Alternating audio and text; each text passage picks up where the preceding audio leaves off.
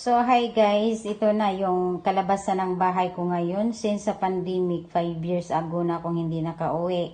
So, ito nang nangyari guys. Kinain siya ng anay. So, itong mga door jam, ayan, tingnan mo. Dahil sa yung bagyong time kasi, ayan, tingnan mo. Oh, na ano siya. Kaya ayan. Pero okay pa naman. So, dito kami. Dito ako natutulog. Ayan, may karton. Pero may banig, guys. Yun lang, walang unan. Diyan kami natutulog ng kapatid ko. Ayan, kapatid ko. So, ayan kasi malamig, may aircon. Gagana pa naman ang aircon. So, diyan kami natutulog. Nilagyan lang namin ng banig. Ayan, ano na yan. Banig na plastic. So, ito yung guys, ang room na, itong yung room ko na master room. Ayan. Makikita ninyo. So, ito.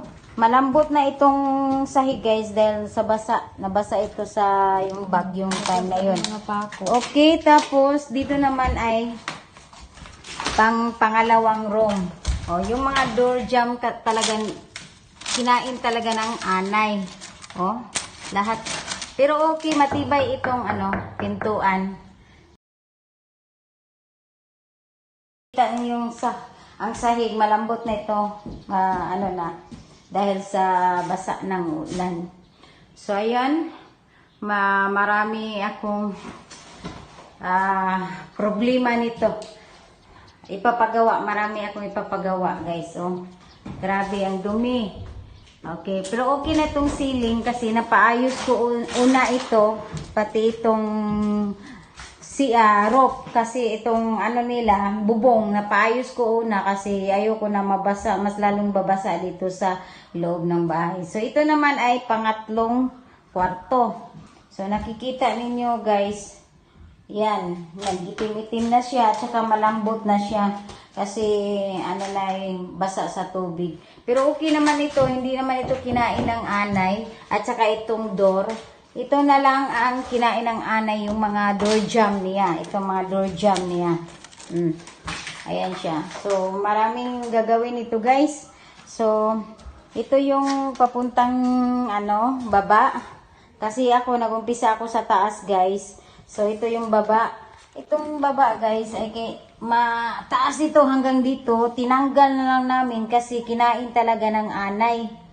Hindi na Kaya pag maglakad kami dito na lang sa may corner kasi matibay-tibay pa yung corner niya.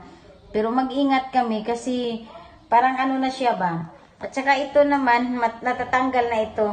Binalik na lang doon ng Dito kami, tingnan mo. Nag-ano na. Ayan, siya. Dito naman sa hagdanan guys, ay kinain ng anay. So dito kami dadaan. Yan, sa kilid. Okay.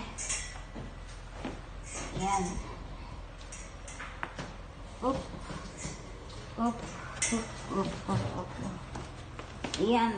Yung sala. Sira. Pati yung